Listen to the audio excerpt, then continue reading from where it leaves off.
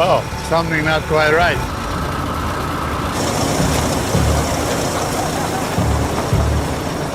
Shut the air off. Something isn't right because that pump's never worked that hard. Tony Beets is losing money faster than ever, and his fortune is vanishing before his eyes. His mining empire, once unstoppable, is now sinking under massive debts and never-ending repairs. With broken equipment, unpaid bills, and risky investments backfiring, Tony is running out of options. Could this be the end of his reign as one of the richest gold miners on TV? Tune in as the pressure builds, and one wrong move will cause Tony and all his family to start living on the streets right away. The battle against water at Paradise Hill. Out at Paradise Hill, Tony's tram pump is pushing hard, way too hard. Something's blocking the water flow, and if they don't get it sorted out fast, the entire mining operation could stall completely. The pump is working against a hidden restriction, likely a check valve that's not opening all the way. If that's the case, it's a disaster in the making. The crew heads to the boneyard where spare parts are stacked high. There's an old check valve that might do the trick, but it's not a perfect fit. Still, they don't have the luxury of waiting for a new one. This needs to happen now. Before we get into this, it's clear that the real problem is far worse than a faulty valve, and what happens next will leave Tony facing a crisis no one saw coming.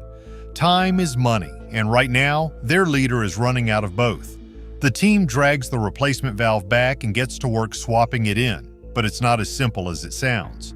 Before they can do anything, they have to drain over 2,000 feet of water from a massive pipeline. That's an overwhelming amount, and every drop means lost time, lost resources, and lost profits. He isn't the kind of guy who likes waiting, and this kind of setback is exactly what he doesn't need. His mining season is already off to a rocky start, and this is just another expensive problem added to the pile. The crew is struggling to replace the faulty valve, and patience is running out. This issue should have been spotted long before it became a crisis, but now there's no choice but to deal with it. The old valve is out, and the new one is in place, but the real test hasn't even begun. To keep the operation running, the water must be pushed almost half a mile uphill at 500 gallons every single minute. That's a massive demand. And if this new valve fails under pressure, the entire plan could come crashing down. The longer they wait to see if it holds, the more frustration builds.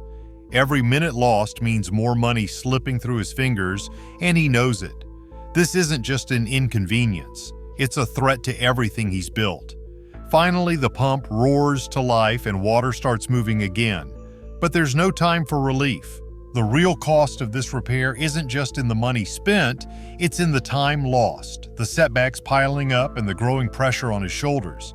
He has already thrown a fortune into keeping this mine running, and every unexpected failure brings him closer to disaster. The margins are tight, and one more major breakdown could push him past the point of no return. This mine isn't just a business, it's his legacy, his pride, his way of life. But right now, no amount of grit or determination can change the brutal reality. Things are slipping through his grasp, and fast.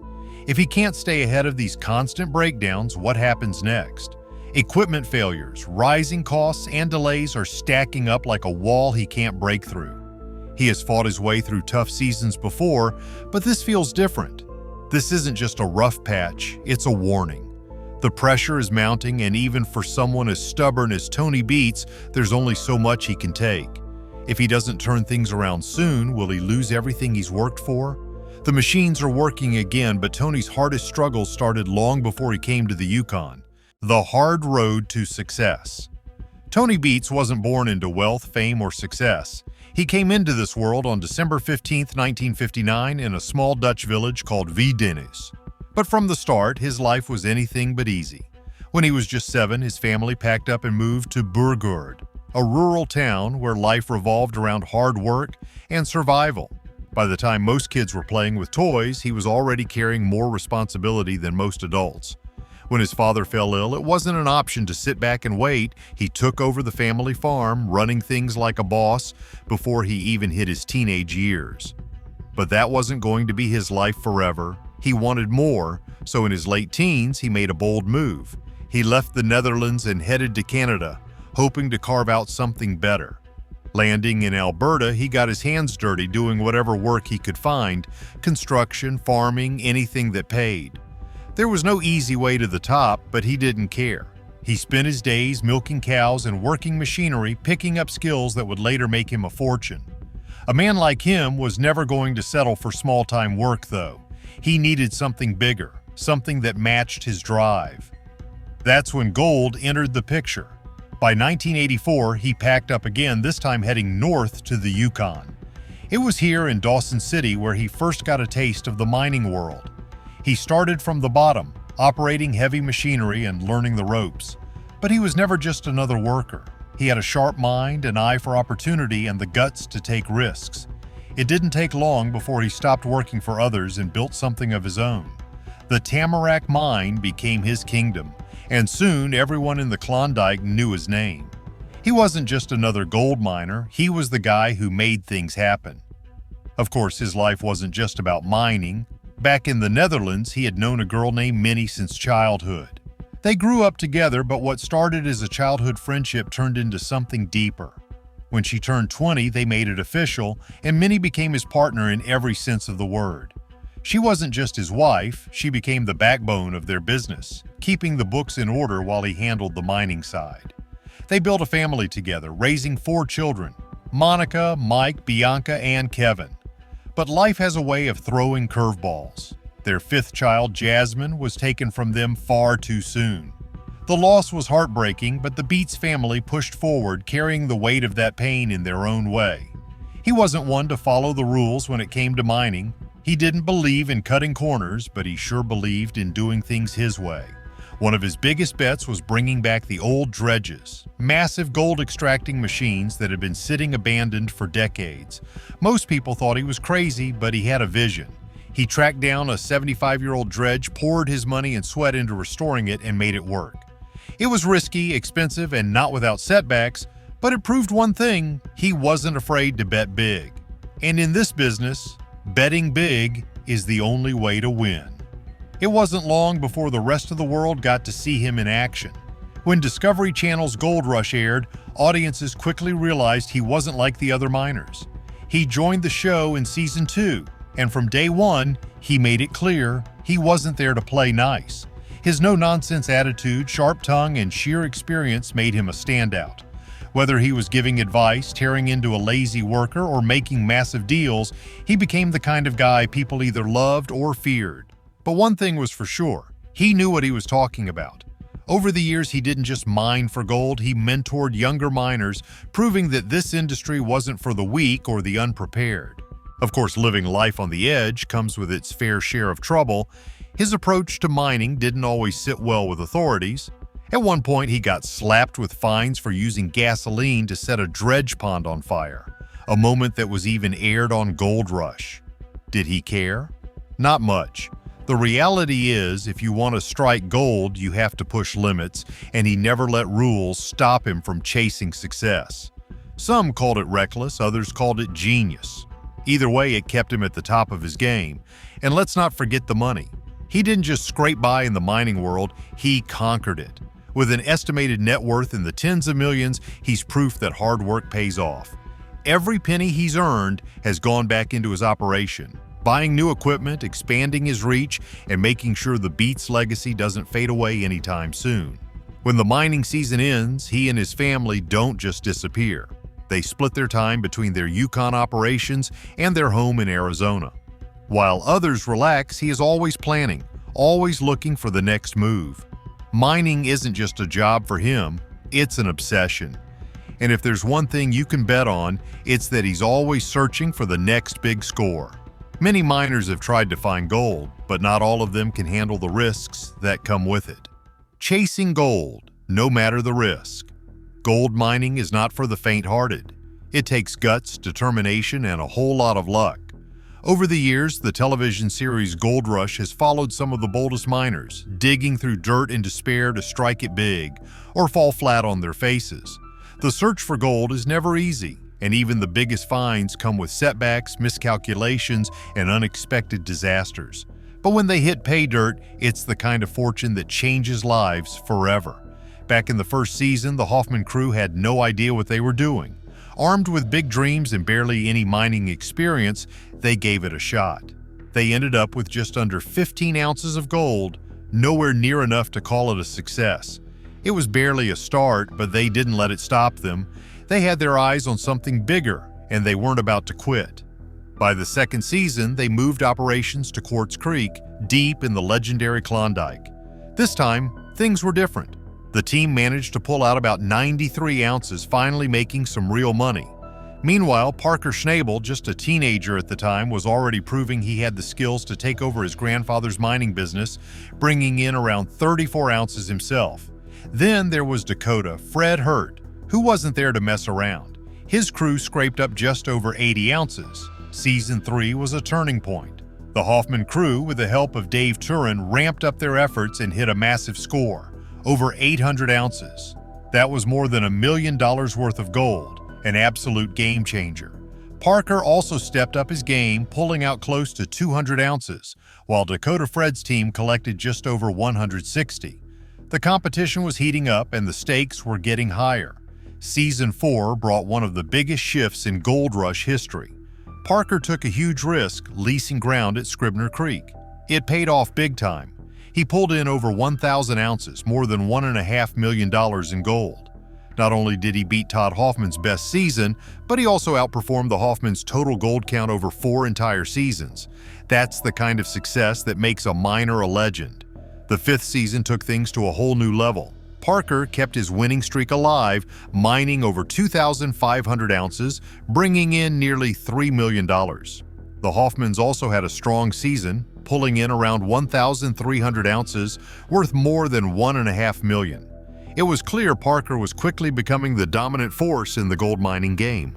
By season 6, Parker wasn't just competing, he was crushing the competition. His team mined over 3,300 ounces, worth nearly $3.5 million. The Hoffmans also put up a fight, pulling in just over 3,000 ounces. The numbers were getting wilder and the rush for gold was bigger than ever. Season 7 was Parker's best yet. His crew mined a jaw-dropping 4,300 ounces, worth more than $5 million. Tony Beets, the seasoned dredge miner, also had an incredible season, pulling in just over 2,000 ounces using a refurbished mining dredge.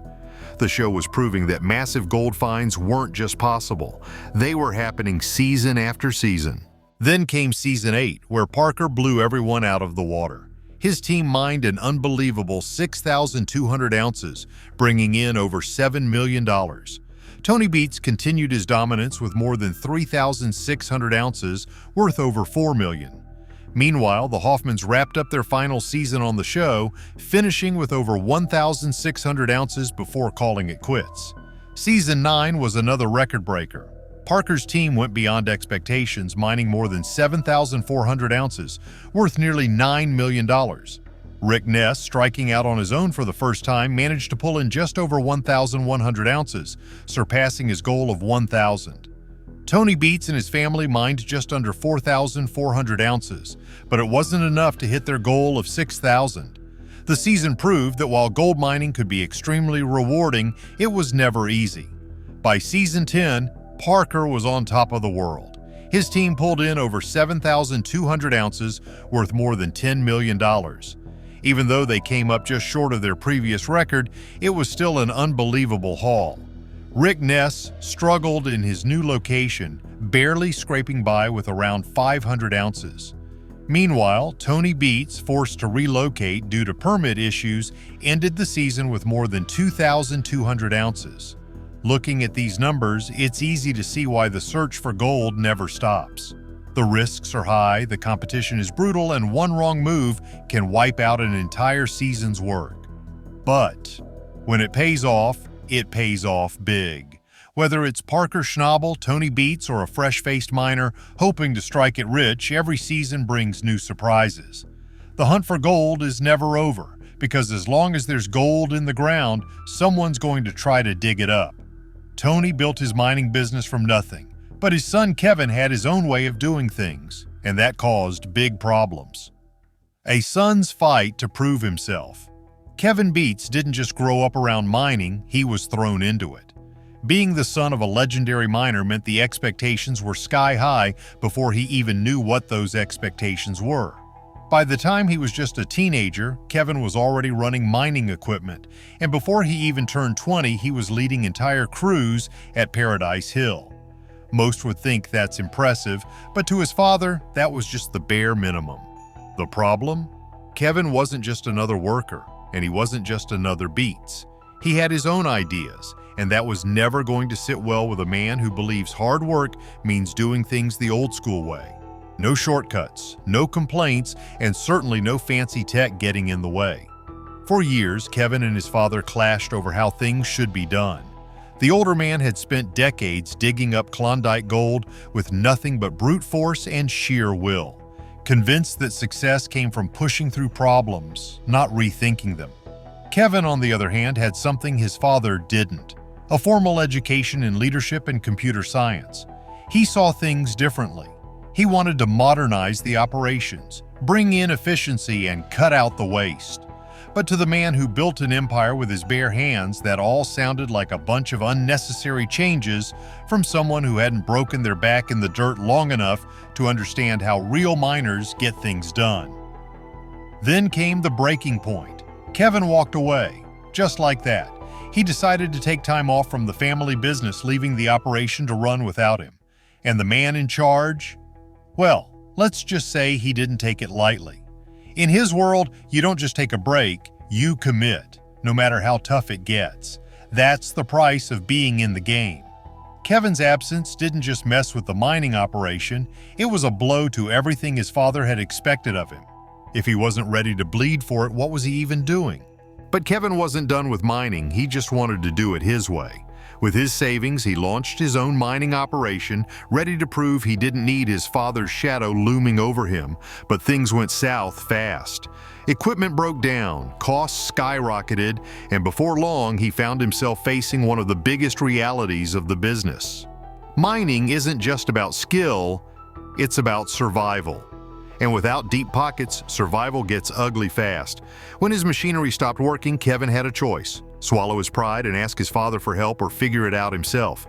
He chose to ask, and the answer? A firm no. No more freebies, we all got to learn to be our own boss. That was the message. There wouldn't be a bailout. If Kevin wanted to prove himself, he had to do it the hard way. Desperate for a solution, Kevin turned to someone else. Parker Schnabel, another miner, another competitor, another person his father wasn't exactly best friends with. Parker offered to help, but at a price that hurt: $105,000 for a used truck. Kevin's budget? $100,000. He was already running on thin ice, and this deal shoved him even further into the financial danger zone. But what choice did he have? Mining doesn't care about your pride. If you want to keep the operation running, you pay up, no matter how much it stings. Kevin's team started to worry too. His foreman, Brennan Rouault, didn't hold back. He made it clear that their outdated equipment was going to be a serious problem. Kevin knew it. The whole operation was a ticking time bomb, but he wasn't going to quit. He had something to prove, to himself, to his father, to everyone who thought he couldn't do it without the Beets name backing him up. The fight between Kevin and his father wasn't just about mining, it was about what it means to be successful. One side believed in breaking yourself down, pushing through the pain, and proving your worth with sweat and grit. The other believed in thinking ahead, planning smarter, and using technology to stay ahead of the game. And neither of them was willing to bend. Even as Kevin fought to keep his operation afloat, the man who had once guided him kept his distance, watching from afar, unwilling to step in unless it was on his terms. At the heart of it all, they were still family. But family doesn't mean seeing eye to eye, and it definitely doesn't mean taking the easy way out. The divide between father and son wasn't going away anytime soon. Kevin had set out to make a name for himself, and Tony Beets was going to let him, even if it meant watching him struggle. Because in this world, struggling is part of the deal. If Kevin wanted to prove himself, he had to do it alone. And that's exactly what he was trying to do. With debts piling up and operations falling apart, will he find a way to bounce back, or is he about to lose everything? Some say it's just part of the business, but others believe he's made too many risky moves. What do you think? Let us know in the comments, and don't forget to like and subscribe for more.